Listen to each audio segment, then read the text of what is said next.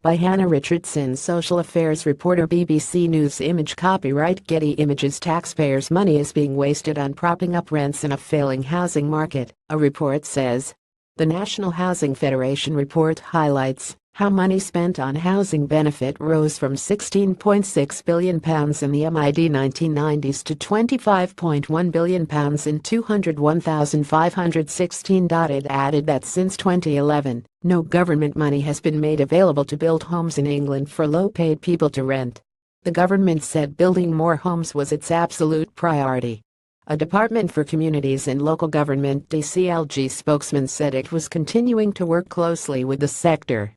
But the report from the Federation, which represents housing associations and social landlords, says housing someone in a private, rented property costs £21 a week more than housing them in a social rent property, on average. Make a Break's chief executive David Orr said this was poor value for the taxpayer and had a knock-on effect, with everyone struggling to rent or buy. We know we need more, better quality social housing. And yet, rather than putting public money into building the homes we need, we are propping up rents in a failing market. The country could do better, he said, as he prepared for his organization's annual conference in Birmingham. He added that he thought that Prime Minister Theresa May was right to say, in the wake of the Grenfell Tower fire, that social housing had been neglected and needed attention. After this tragedy, the crisis in social housing could no longer be ignored, he said.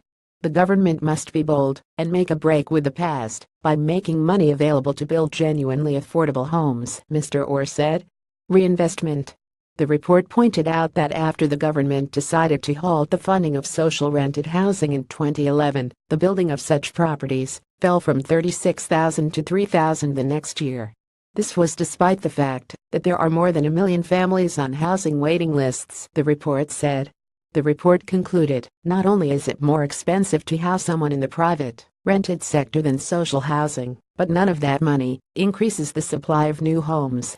Social landlords do reinvest in new homes, building 1/3 of all new homes last year, including for social rent from their own funds, but the same does not happen in the private rented sector. A DCLG spokesman said we introduced affordable rent in 2012 to maximize government investment and build more homes for below market rent. We've already delivered nearly 333,000 affordable homes since 2010 and have announced an additional £1.4 billion for our affordable homes program, increasing the total investment to £7.1 billion. Affordable rented housing is defined as 80% of the market rent, while social rent is defined as 60% of the market rent.